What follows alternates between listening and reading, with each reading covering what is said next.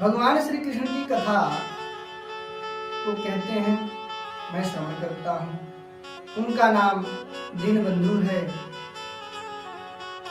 क्या उन्होंने किसी दिन पर कृपा की? उनकी कथा कृपा करके मुझे सुनाइए। श्री सुखदेव जी, उन मुकुंद भगवान की कथा सुनाइए, उसकी कृपा का हमें पता चले।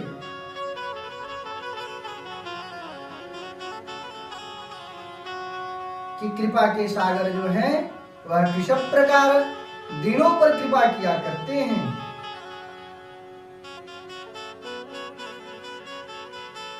तब सुखदेव जी कुछ क्षण के लिए भगवान का ध्यान करते हैं और उनको भगवान श्री कृष्ण के मित्र की याद आती है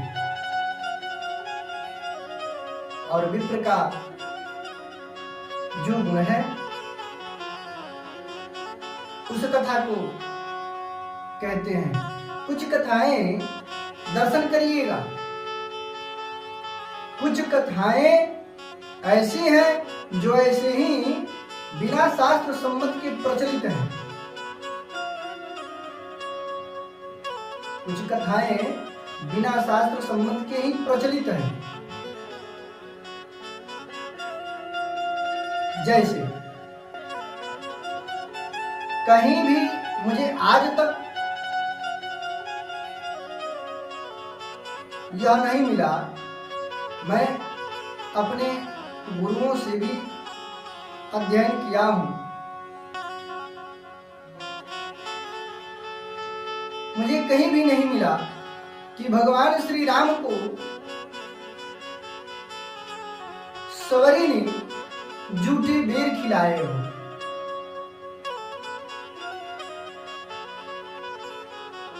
झूठे बेर का वर्णन नहीं मिलता है।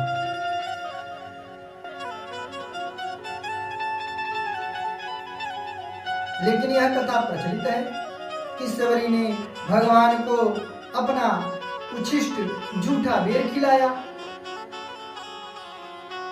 भगवान उसके आश्रम में जाते हैं तो सवरी झूठे बेर को खिलाती है। यह कहीं वर्णन मुझे नहीं मिला। या तो मैंने अत्यधिक शास्त्रों का अध्ययन नहीं किया, या फिर यह उपलब्ध नहीं हो, अनुपलब्ध हो।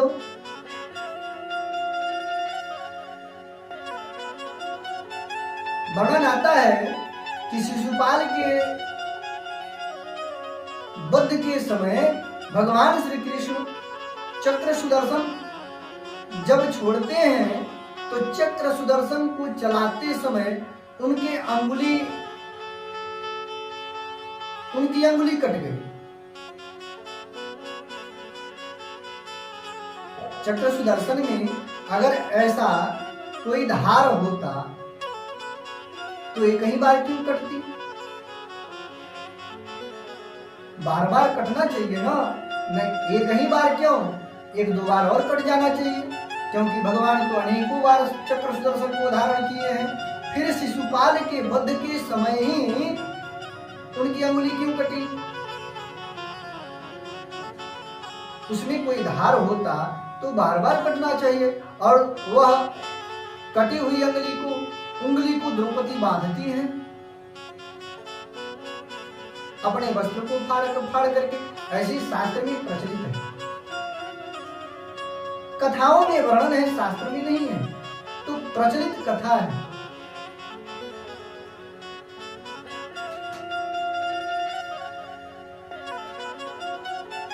उसी प्रकार वर्णन आता है कि एकलव्य का, कथाओं में वर्णन किया करते हैं कि एकलव्य का अंगूठा काट लिया गया। ऐसा शास्त्र में वर्णन नहीं है। कुछ भ्रांतियां समाज में है जो कथा के रूप में परिवर्तित हो गई है।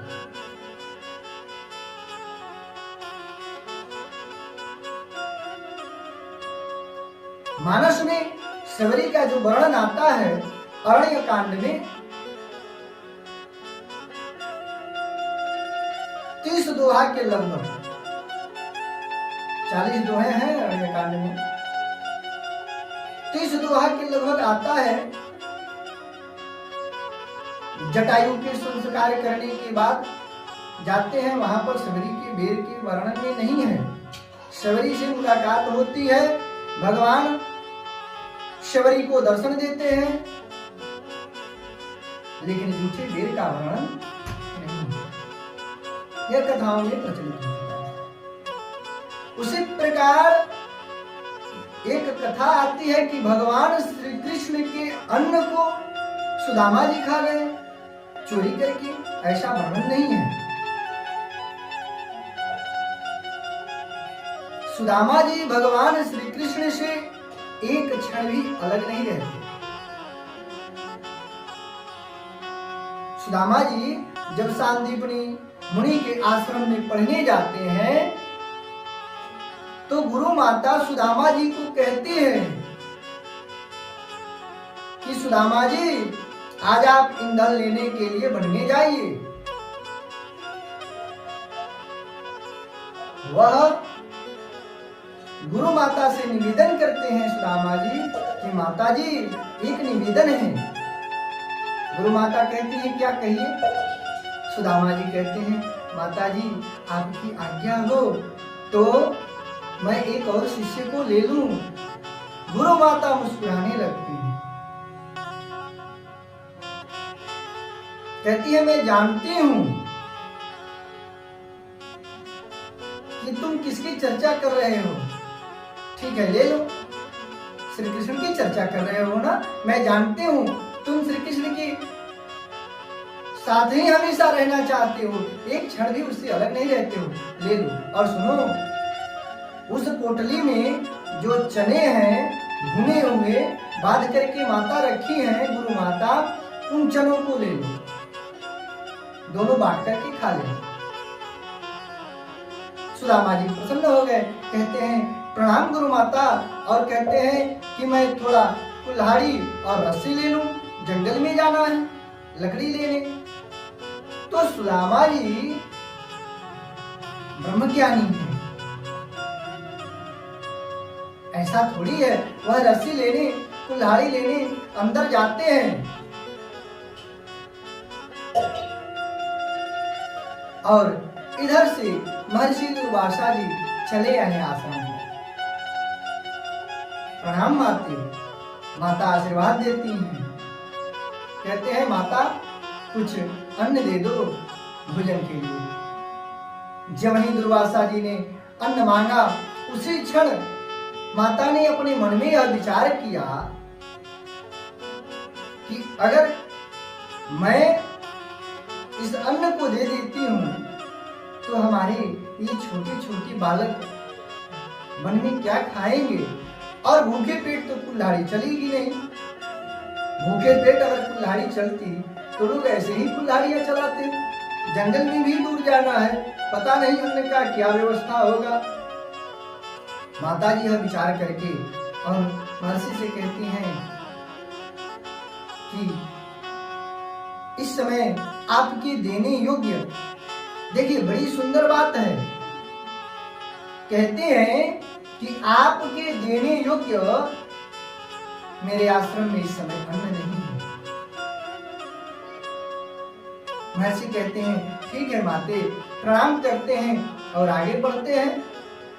कुछ ही क्षण में उन्हें यह याद आता है कि जहां भगवान श्री कृष्ण ही पढ़ने आए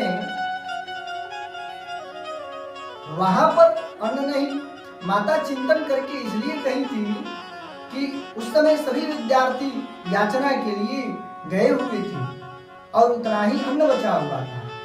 याचना करके लाते तो भोजन पकता और प्रसाद वितरण होता। तो महर्षि दुर्वासा चिंतन करते हैं कि इतना बड़ा आश्रम जहाँ स्वयं ही भगवान श्री कृष्ण अध्ययन करने आए हों, उनके आश्रम में भोजन नहीं है। वह महर्षि भगवान शंकर के अवतार ही तो हैं। दुर्वासा जी ने चिंतन किया तो उन्हें दिखाई दे दिया कि पोटली में भुने हुए चने बधे पड़े हैं। वह लौट आए और लौट करके आकर के माता से कहते हैं, माता तुम मुझे अपना पुत्र नहीं मानती हो, मुझे अपना पुत्र मानती, तुम केवल अपने शिष्यों को ही पुत्र मानती हो। उन्होंने कहा नहीं। तब महर्षि दुर्वासा ने कहा कि मुझे अगर तुम अपना पुत्र मानती तो उस भुने हुए चने में से ही एक मुट्ठी मुझे दे देती माते, मैं प्रसन्नता से चला जाता। जाओ मैं श्राप देता हूँ। और उन्होंने श्राप दे दिया क्या कि जो भी इस भुने हुए चने को खाएगा वह आजीवन ही दरिद्र रहेगा। उधर से कुल्हाड़ी और रस्सी लिए हुए खड़ी सुदामा जी महर्षि दुर्वासा जी की श्राप को सुन लेते हैं। महर्षि दुर्वासा जी के श्राप को जब ही उन्होंने सुना, वह समझ गए कि मैं तो ब्राह्मण हूं, मैं आजीवन ही दरिद्र रहूं, मुझे कोई फर्क नहीं पड़ता। लेकिन ये तो ठहरा राजा, यह अगर दरिद्र हो गया तो राज्य कार्य कैसे संभलेगा, और यहाँ देने वाला ही दरिद्र हो जाए। और सुदामा जी तो ब्रह्म ज्ञानी है, ब्रह्म को जानने वाले हैं, धर्म के मार्ग पर चलने वाले ब्रह्मचारी हैं। उन्होंने सोचा मैं ब्राह्मण बड़ी ही उदार होते हैं, ब्राह्मण की मित्रता सहज नहीं होती, ब्राह्मण की मित्रता बड़े ही धर्मों के बाद प्राप्त होती है, सहजता में ब्राह्मण की मित्रता नहीं होती। सुदामा जी ने विचार किया, जो भगवान के श्राप को ही सहजता में स्वयं ही स्वीकार करेंगे वही ब्राह्मण हो सकता है। सुदामा जी ब्राह्मण हैं। उन्होंने सोचा जो संसार को देने वाला है वही दरिद्र हो जाएगा तो फिर संसार चलेगा कैसे। उन्होंने उस चने को अगर किसी वृक्ष में डाल दिया जाता तो वृक्ष बंध्या हो जाता, किसी पशु को खिला दिया जाता तो उसका यही दशा है। इसीलिए पशु पक्षी जीव जंतु वृक्ष इत्यादि पर उनका श्राप प्रभावी हो चुका था। इसलिए सुदामा जी उस चने को भगवान कृष्ण को नहीं दिए, नहीं तो जो एक क्षण भी अपने मित्र से अलग नहीं रहता वह मित्र के अन्न को खा सकता है, ऐसा कदापि संभव नहीं है।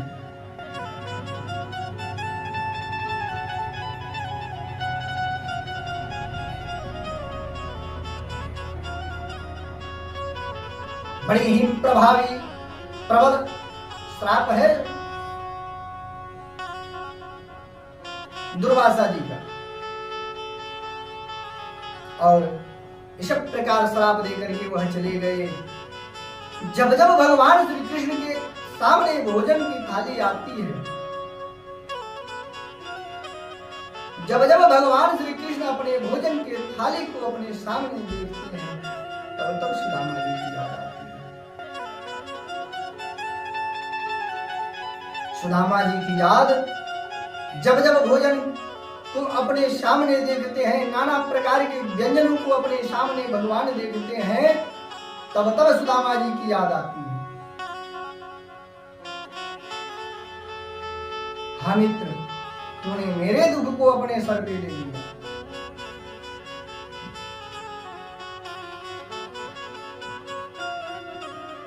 आज 70 साल तीसरापन चल रहा था सुदामा जी का।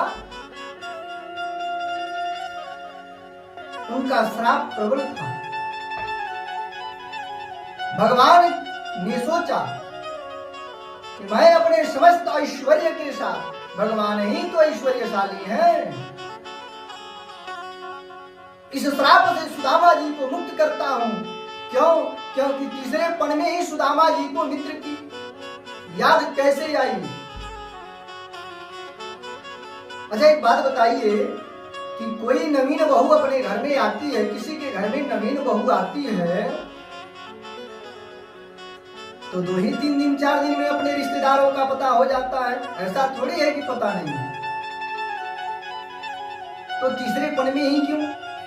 70 वर्ष बाद ही क्यों? ऐसा कोई भी परिवार बताए जिसके घर के बहू अपने रिश्तेदारों को न जानती हो, वह तो परम मित्र हैं। नवीन जो मित्र बनते हैं उनको जान जाती है स्त्रियां, तो जो प्राचीन मित्र हैं हर समय साथ रहे हों, कोई ऐसा क्षण नहीं है जो भगवान श्री कृष्ण सुदामा जी के बिना रहे हो और सुदामा जी भगवान श्री कृष्ण के बिना रहे हो। ऐसे परम मित्र को क्या वह नहीं जानती। भगवान के ऐश्वर्य ने सोचा कि अपने समस्त ऐश्वर्य से आज मैं सुदामा को मुक्त करता हूँ, और तब जाकर के सुदामा जी की पत्नी सुशीला को भगवान याद दिलाते हैं, और तब सुदामा जी से उनकी पत्नी कहती हैं कि ननु ब्रह्मण भगवतः सखा साक्षात् श्रियपति।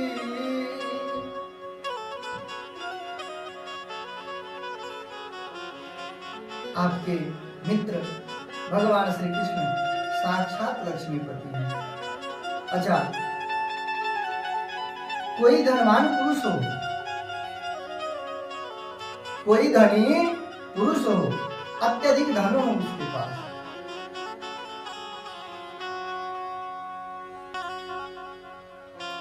और तब उसकी पत्नी उसकी सेवा करे, तो इसमें क्या आश्चर्य की बात है?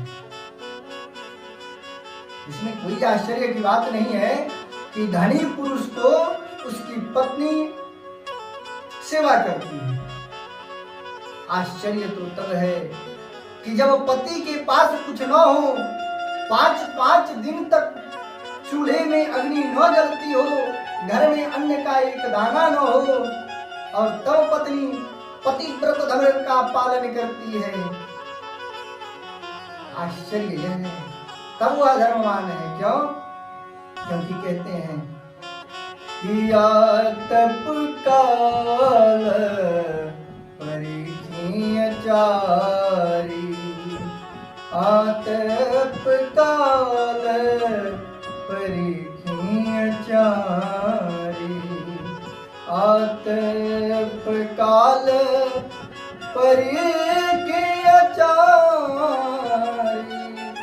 धीरज धर्म मित्र नारी, धीरज धर्म मित्र नारी, आतप काल परिखीय चारी, आतप काल परिखीय चारी, धीरज धर्म मित्र नारी, आतप काल। असमय में ही परीक्षा होती है लोगों, तो पतिव्रत धर्म का पालन तब निर्वाह हो जब धन न हो। असमय में ही मित्र की परीक्षा ली जाती है। मित्र कब सहयोगी है, उसी समय परीक्षा ली जाएगी। स्त्री का भी परीक्षा उसी समय होता है जब असमय आता है।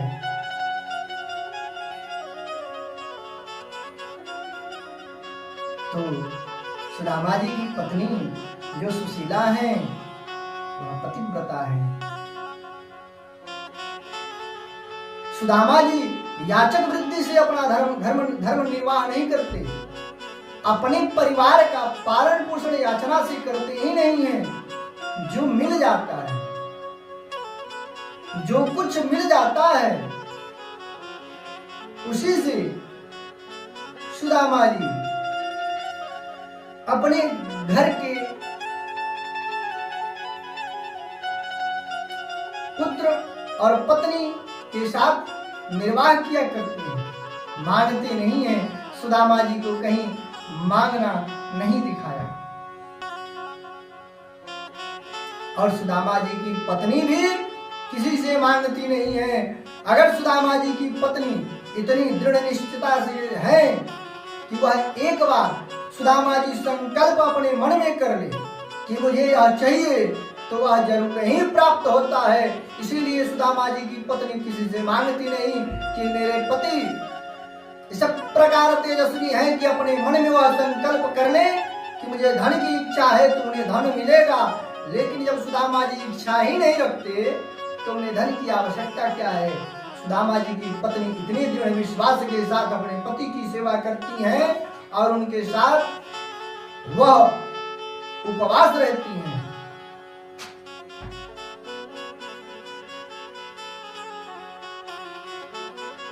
और तब वह निवेदन करती हैं। सुखदेव जी वर्णन करते हैं, हे कृष्ण स्यासित सखा कश्चित् ब्राह्मणो ब्रह्मवीत्तमा। कृष्ण स्यासित सखा कश्चित् ब्राह्मणो ब्रह्मवीत्तमा। विरक्तेन्द्रियार्थेषु प्रशान्तात्मा जितेन्द्रियः। सुदामा जी कैसे हैं? अत्यंत प्रिय सखा है भगवान श्री कृष्ण के। क्यों? क्योंकि जब जब भोजन की थाली भगवान के सामने आती है तब तब सुदामा की याद भगवान को सताती है। लेकिन विरक्त है, मन में लोभ नहीं है, प्रशांत आत्मा है, जितेंद्रिय है, ब्रह्मज्ञानी है, ब्रह्मवेता है, अनेक विशेषणों के झड़ी लगाते हैं श्री सुखदेव जी सुदामा जी के लिए। इसीलिए सुदामा जी कहीं पर याचना नहीं करते, सुदामा जी मांगते नहीं हैं। याचक वृत्ति से उनका परिवार नहीं चलता, जो मिल जाता है। आज तो व्यास पीठासन से ही मांगना प्रारंभ करते हैं लोग। व्यास पीठ पर बैठ करके भी मांगते ही हैं। आज की अजीब ही व्यवस्था है। मांगना तो आजकल यहाँ पर श्रोता कम है, श्रोता जो है कम है, वक्ता जो है अधिक है। क्यों? क्योंकि उन्हें केवल मांगना आता है। वक्ता बन गए हैं, कथावाचक बन गए हैं, गुरु से अध्ययन है नहीं। और व्यास पीठ पर बैठ करके, पीठासन पर बैठ करके व्यास पीठ की गरिमा को गिराते हुए चले जाते हैं। केवल व्यास पीठ पर बैठ करके मांगना ही प्रारंभ कर देते हैं। दो चार संगीत याद हो गया है, जैसे मर्जी वैसे गा लेते हैं। स्त्रियां तो और भी व्यास पीठ की गरिमा को गिराती चली जा रही।